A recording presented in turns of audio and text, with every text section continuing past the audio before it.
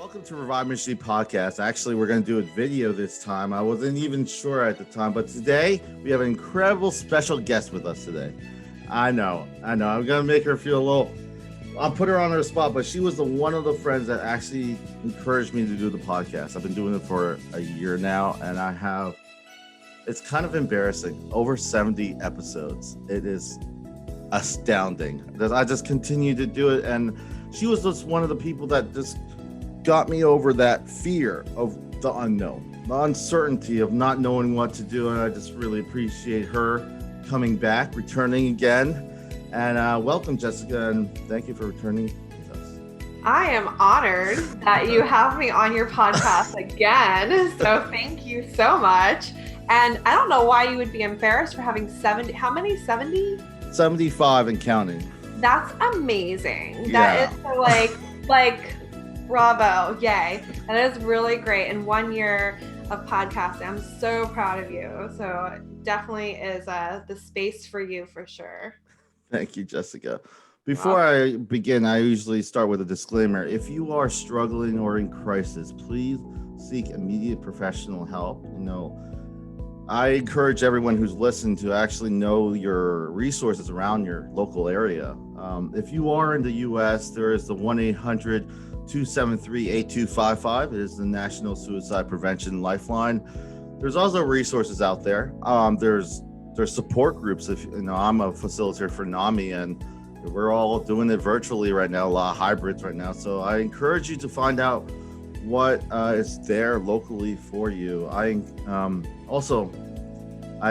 always start out each episode with a quote now. So Jessica, I'm gonna start you out with a quote. It's from Anthony Brandt. This will be uploaded in November, and as we get closer to the holidays, family is usually the main focus. And Anthony Brandt had this interesting quote. It says, "All other things may change us, but we start and end with family."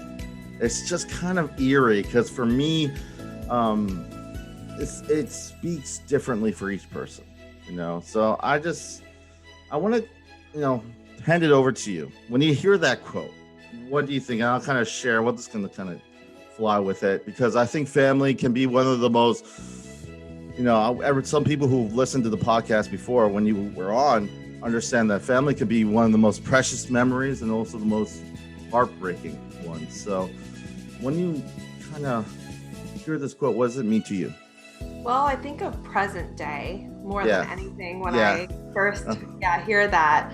But when you trigger my mind to think back of, my past family. So I'll dive first into like present day. And that's kind of like, which we're in like this new normal. So I'm working from home and it's super different. So I'm not actually leaving my house right now. My kids, nobody's going anywhere. I know. Yeah. As you know, Robert, I 8 months pregnant. I think I'm almost 9 months. Like I have like 4 more weeks to go. So wow. We're not going anywhere. So my day starts with family and it ends with it, but it's also throughout the whole day. But when I go back to work and things like that, and the new routine sets back in, we go about our day and we're all separated. And it's kind of like, I like to think that we're all linked up. Like we have these strings, kind of like my sister in Georgia. I don't get to see her, but my day might start with talking to her in the morning before I start work but family is so important and it drives us, but it's also not by blood either. Going back to like what you were saying about my past family, I've made choices to cut some people out because they were really unhealthy and abusive. So not having those people in my life, I have control over whether or not I invite those people into my life. And I've chosen the family that I have now. You're part of my family. Yes. Podcast, like mental health family. So, we're super blessed that we're adults now and we have control over who we spend the rest of our life with. Like you just got married, Yes. Like, starts with family, ends with family. I really like that because we could go all day talking about because that quote. The one thing is like especially during my recovery is that we try to lie to ourselves that connections don't matter as much as they do, and they do. That's why they hurt. A lot of times people are like, how can the family, how can something be so precious to you also be the most damaging? I say because we're the most vulnerable, at the same time. And at the same time, there's that old kind of weird convoluted thing that I've read or came up with is the good news is only as good as the bad news was. It's kind of, the contrast. If I lost 50 cents, Jessica, I gained it. It's nice, but it's not as, you don't appreciate it. And gratitude's one of the main keys. But we're going back to family, and I think about family a lot. I say this, at least I know, especially with your story, it was so inspiring. One of my first episodes you were on, and I was just so taken that you were, this idea of a safe place. Right now we're all in our own places, hermits in our rooms, in our houses, trying to be safe, but safe place in my mindset is just so huge because it allows us to grow. Joanne's my wife and one thing that was different about her than anyone else was I could have my pie in my face moments and it's okay. It's unique when you find those people because a lot of times we're all trying to prove something. Like we got to try to make sure that we have that value, but the value never goes away. This is sometimes in recovery, we kind of feel like we lost it. So for me, when it comes to family, I know that this time can be very hard. For me, I'm so blessed that where I'm at, and I'm sure, it's funny. I get married. You're 8 months, 9 months pregnant. We're in the seasons of life, the changes of seasons, and it's wonderful. But it also makes me realize how much I appreciate the journey. A lot of people will focus on what they don't have, but they forget what they do have. Right. Perspective, I think, plays a key part in all of this too. So in our mindset, so having that mindset of gratitude. Yes. Especially starting your day off with gratitude, thinking yes. about people that you have in your life and your family. Yes. And then perspective, not having, I could have the perspective of, oh my gosh, I'm starting all over. I have a 14-year-old and a almost 11-year-old literally starting all over. Mm-hmm. So, I could have the perspective of, oh my gosh, mm-hmm. But I'm not. I'm so blessed. I feel like we're just embracing this and feeling so blessed that we get to parent another child. You got married during a pandemic. I know. I didn't get to show up to that. So yeah. There's perspective there where you could have been like, hey, I'm pretty upset. I didn't get to have the people I wanted at my wedding. But some people, when you think about the purpose was about you and your wife. Yes. About you guys, sharing that moment with each other. It's not about everybody else. I know. It's that mindset, it's that perspective. And it's wonderful, wonderful you say that because my brother was supposed to be the best man. He couldn't make it. He was in another country. And for me, I wasn't the funny thing was I was just so happy that I was even able to get married at a church. For me, there was a lot of uncertainty, and but at the same time, it was just one of those things that I remember it said that our hopes are right beyond that line of fear. It's beyond that fear. A lot of times we're stuck because we're trying to control a lot. And sometimes I feel like when we try to control so much, it ends up controlling us. And for me, I learned that the hard way. So I'm just for me, when it comes to family and thinking about being grateful, I know, at least for me, my perspective, I know everyone's story. And that's one thing the podcast helped me, Jessica. It helped me realize that, yes, my story is important, but everyone plays a part. Everyone who comes here. I appreciate every guest who's willing to share and just have this safe place. It's not about being right. It is not about being right. It's about community. It's about connections. It's about growing. If we're not willing to make mistakes, we're not going to do anything. I remember one of my church leaders was asking, what do we do? We're trying to find out what to do when this pandemic started. I told him, people are going to remember that we did something, not if we made a mistake. Mm-hmm. So, like, for me, it's the willingness that to consider possibility requires a tolerance of uncertainty. That's Rachel Naomi Remen. Another thing that reminds me is that Benjamin Franklin said this: tell me and I'll forget. Teach me, I may remember. Involve me, I learn. So it's just kind of compelling how much right now I feel this is a great opportunity. We could look at this COVID-19 as, oh my goodness, the world is crashing down. You see a lot I see a lot in churches. They grab onto this, but at the same time, let's not forget to live now. Stay present today. You know, our families, we're going to the holidays. People, at least people who are struggling, I know right now this is the hardest time. It's a reminder of what they don't have, but I want to try to encourage them to try to seek deep of what they do have, because you'll be amazed at what you do have. I remember at my lowest time, I felt I didn't have, but when I felt that way, I was able to piece back the value that I think I didn't have. So I know that was kind of long, but when you think about this idea of maintaining wellness, you know, we think, well, family's there. One thing I always hear in groups, you know, I just do support groups, is that people feel like they're not being heard. Mm-hmm. That's it. They don't even want to be, they don't want it to be fixed. It's incredible how you could get a group of people being hurt the same way and just talk and they feel better. Nothing solved. Nothing tangibly was solved, but there's a sense of community that's so important. Well, it's a step forward. Yeah. When you're able to share with somebody, step forward. And it's actually, you know, it's a almost invisible treatment for somebody. Yeah.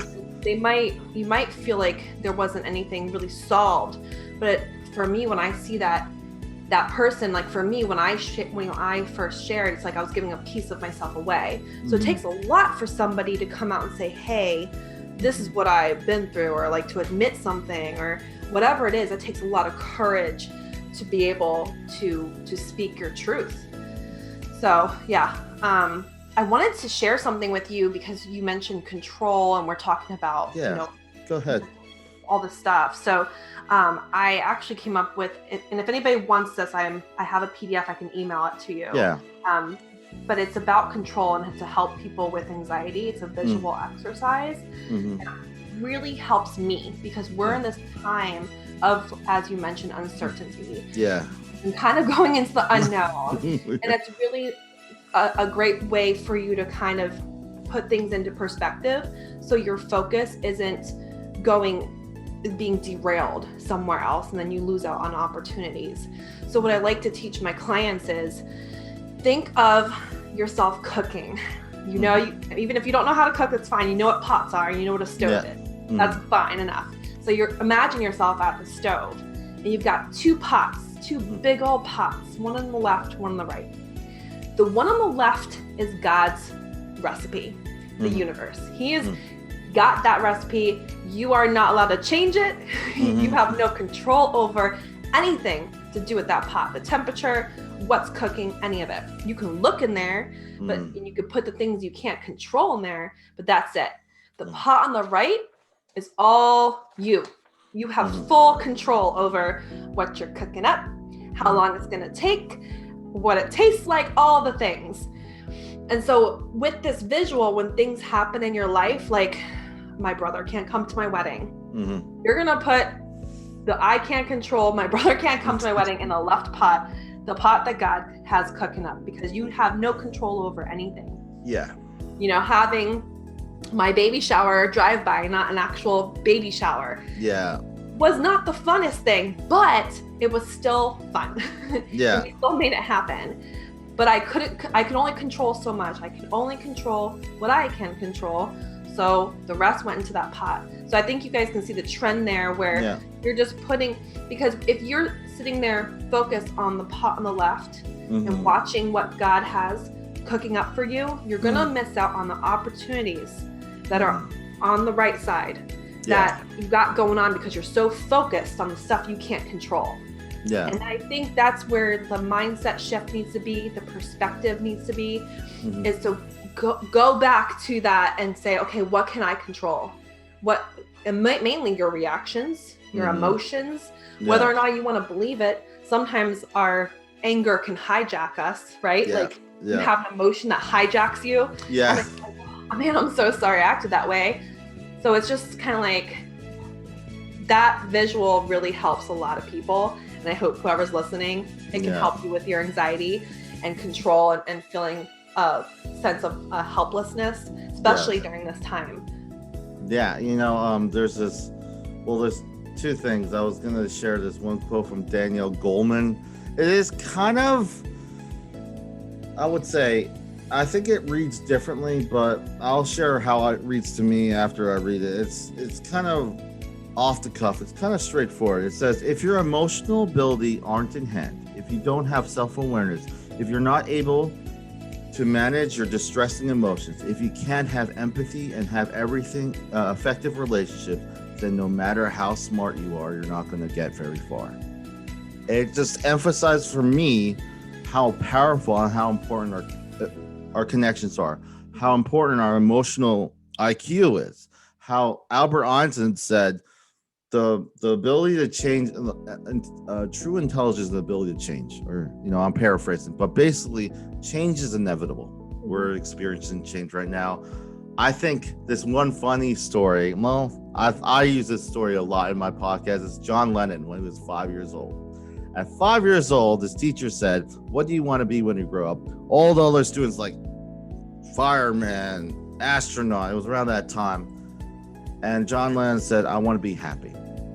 Right now, I understand that. The teacher was like, no, you got it wrong. And I think John Lennon had it more right than like right now, I feel like I understand. I want to be happy too. And it's one of those things that we strive because, I like the idea, like for me, coping skills is huge. I have to use breathing techniques. I get anxiety myself, with what I deal with.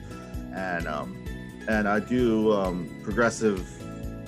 Funny story. I was gonna bring this up, but on our honeymoon, we went to the Keys. We went to the Florida Keys, nice. And I went snorkeling, right? And being a husband, I'm like, I have to protect her because I get seasick, right? I was out there shoving Dramamine in my stomach just so I don't get sick. I'm the first one in. The captain's an Air Force. I was in the U.S. Air Force from 2000 2004. So we had I go in, I see a jellyfish. And I see more, and I see a lot more. I'm like trying to tell Joanne, don't get stung. All right, I'm trying to but it got worse. I'm panicking, right? She gets stung. I never got stung. It was hilarious. I did not get stung at all. I go to the boat. I'm like doing all the coping skills, breathing, because it was hectic. Because it was uncommon for that many jellyfish, but we had a tropical storm, so they pushed it over the coral. And it was to this day, I think when we're 85, it'll be like the attack of the jellyfish forever. But it was one of those things that was kind of funny, but it also was one of those things that I could not control that situation. I could not control the jellyfish. I knew the people other in the boat, which was interesting because they were really upset. They're like, I paid for this, all this stuff.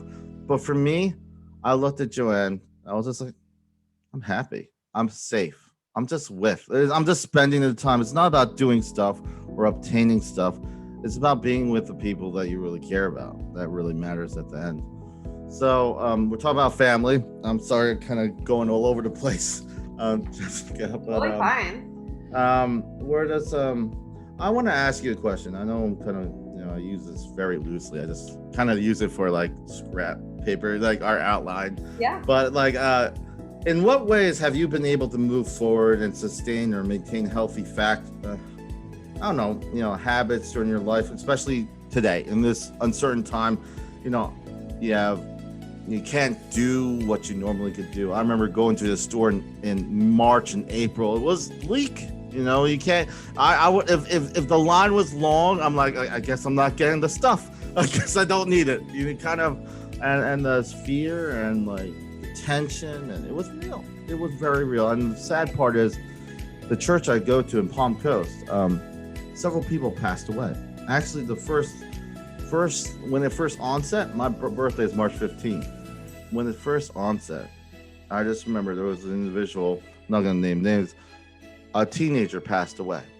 And they couldn't even they had a funeral, but like there have been several funerals I've seen that I feel like, just like we're talking about, like you would want to be able to, say,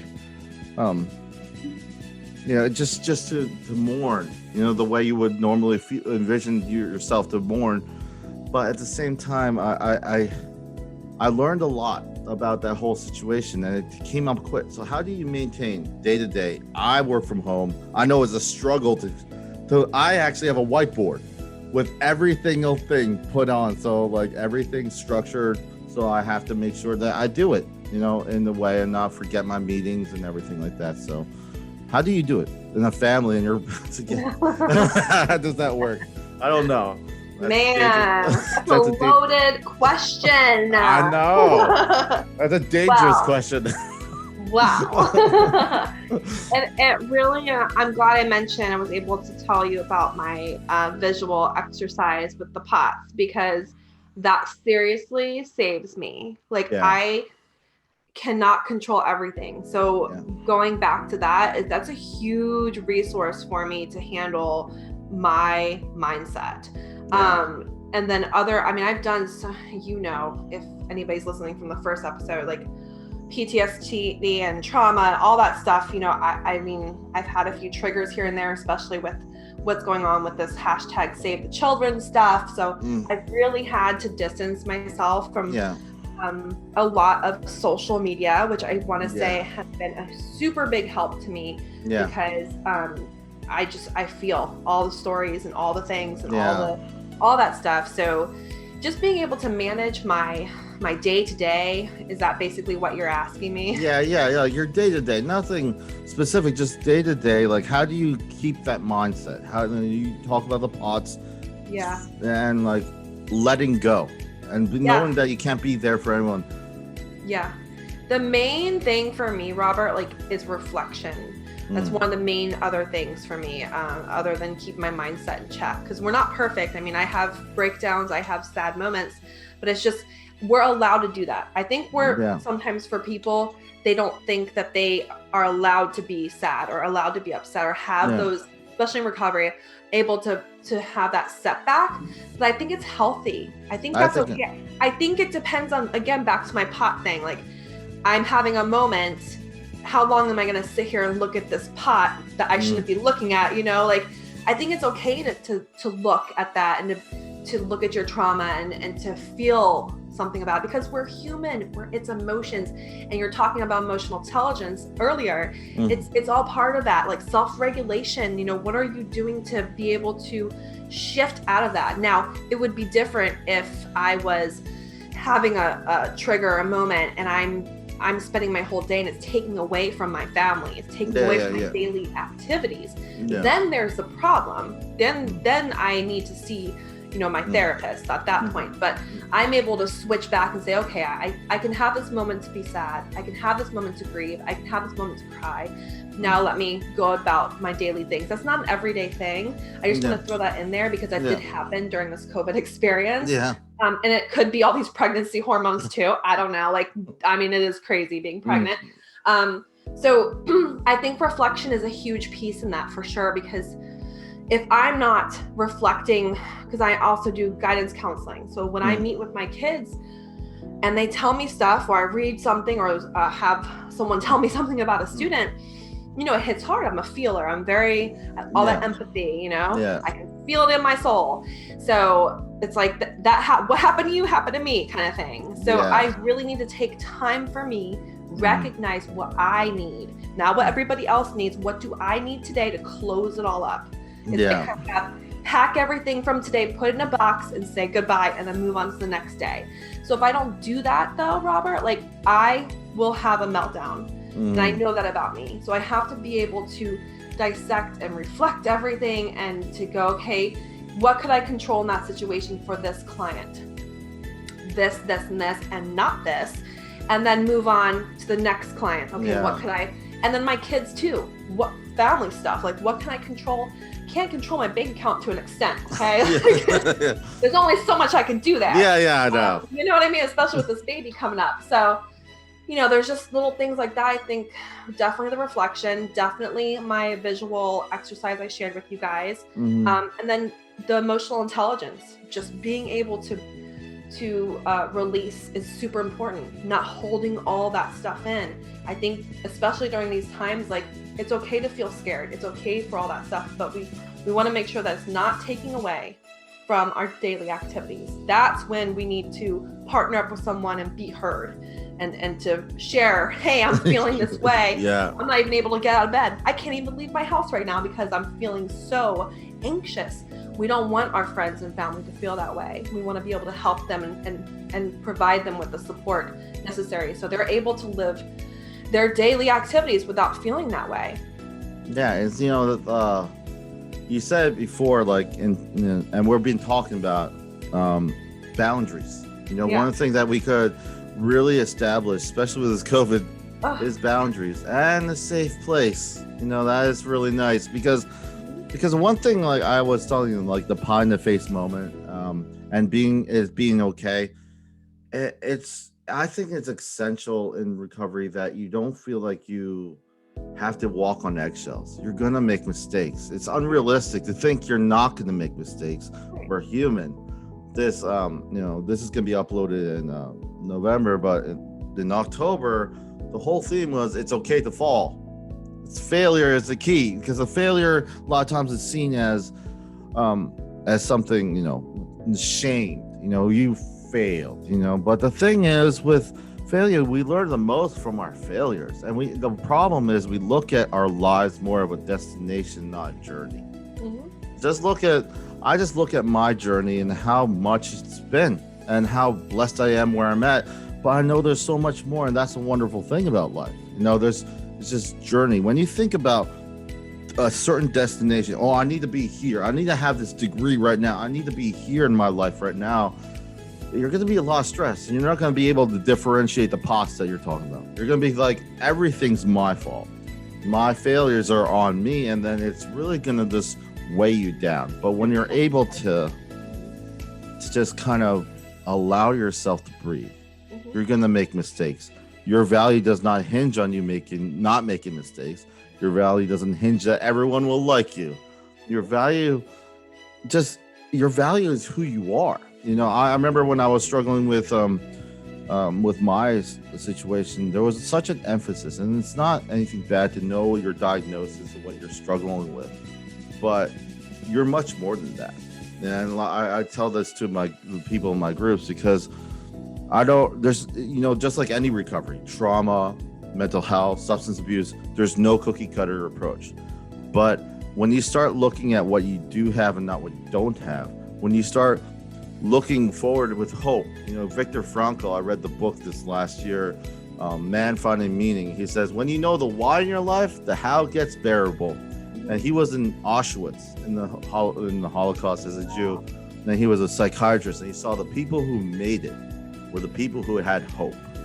So I feel like a lot of times our society especially breeds this idea that just knowing stuff is enough, and that's not true. Knowing stuff is just, for me, I feel like more of it is about us being able to change with the seasons. We're both going through seasons changing right now, and it's one thing I've learned is just be willing to know that you're going to make a mistake, but know that you're in a safe place, that you can. Yeah, you mentioned vulnerability, and that's a huge thing that I teach. Being vulnerable is okay, because if we're vulnerable, that means that we're open to growth. It's not easy being vulnerable. It's not easy being uncomfortable. But if you're not letting your guard down and being vulnerable in a safe space, right? You gotta trust the space.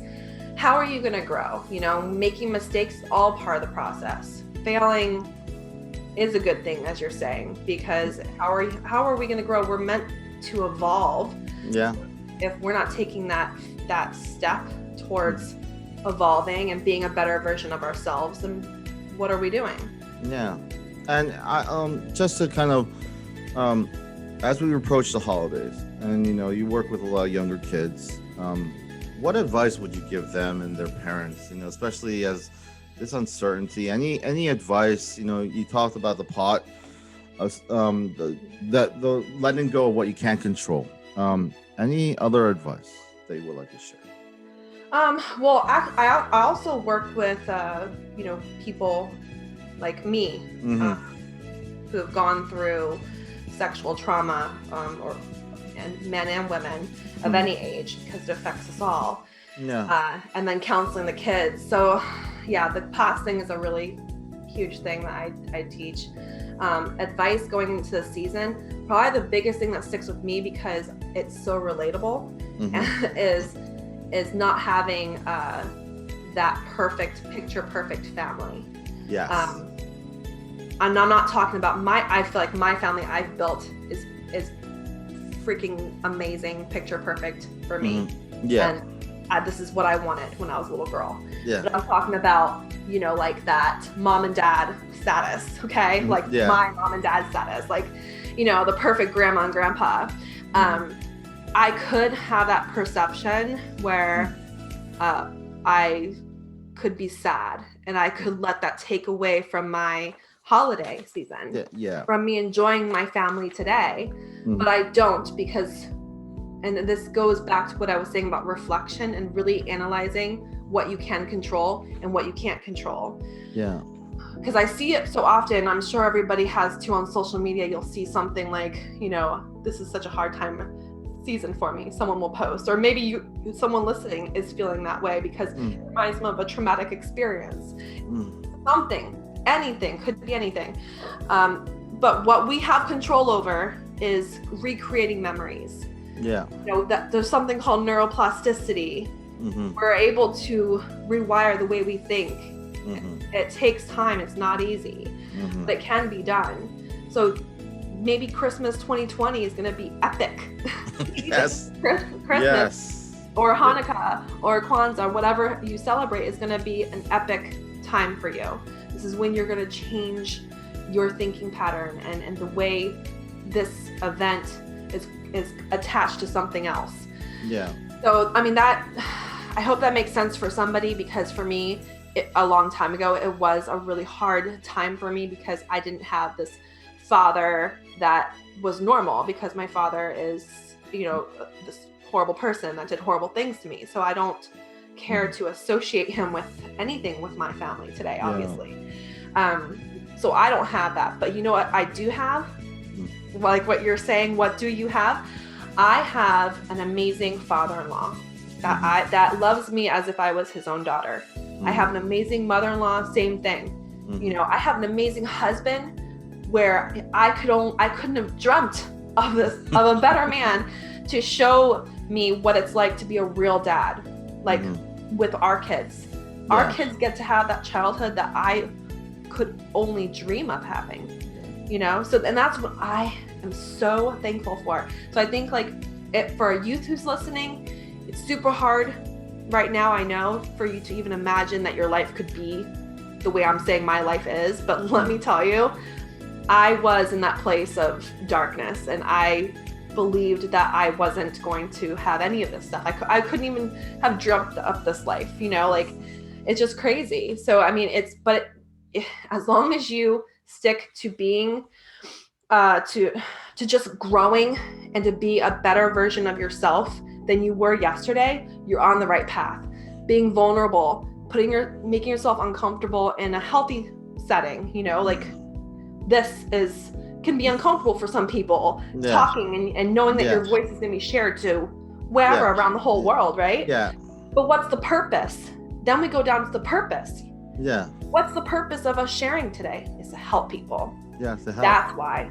If it's serve. just one person, and that's another thing that I think that could help somebody listening is, what's your purpose in celebrating the holidays? What's the purpose there? Is it to bring joy to yourself and your family? Awesome. Then that's what it should be about. Yeah. Is it to bake cookies? You don't have enough money in the bank account? Fine. There's other things you can do. Yes. It's not about all this materialistic stuff. And I think it's healthy to shut off the social media, because they create the world that they want us to see. Yeah. We're not really in control there. We think we are, but we're really not. So it's okay to shut that down. Yeah. And to surround yourself with other things.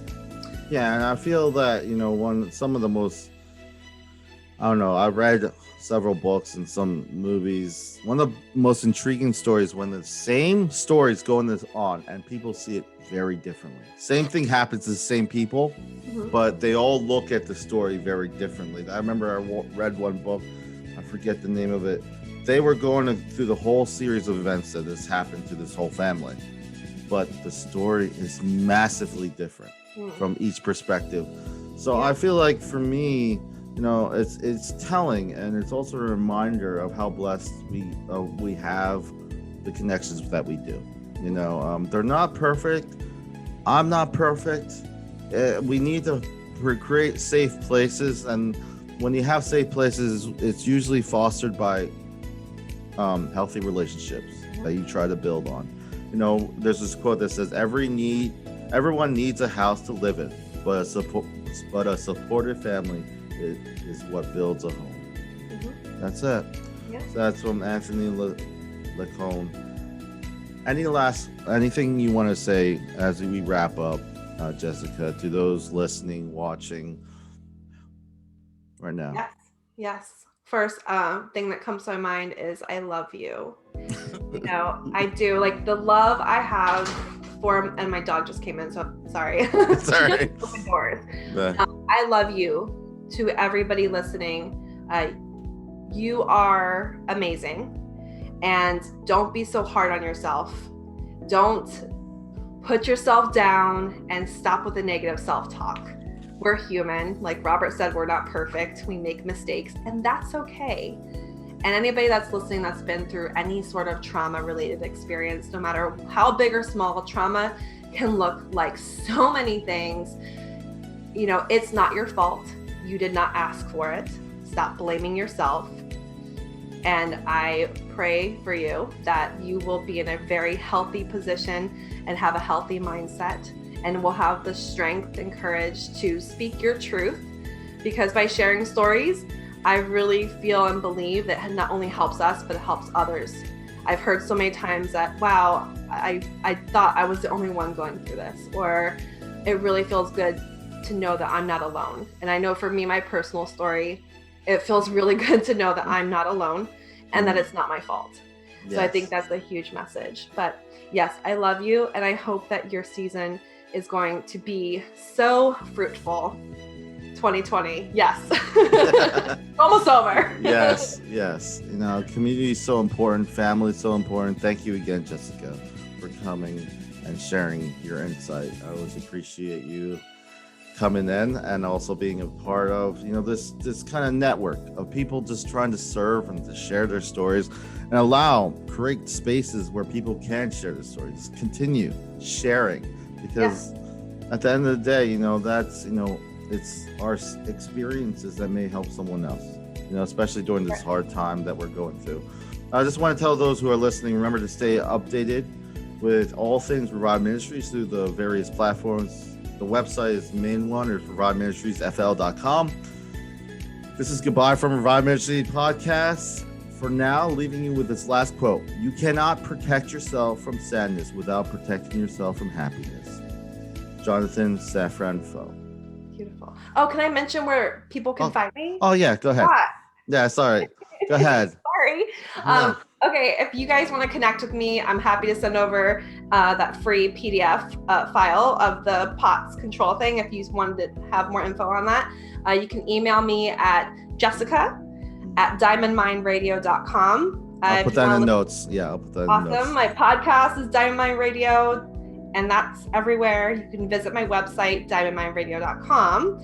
You can find me on Instagram and Facebook, Diamond Mind Radio. And then my newest business venture is the Dailey Collective.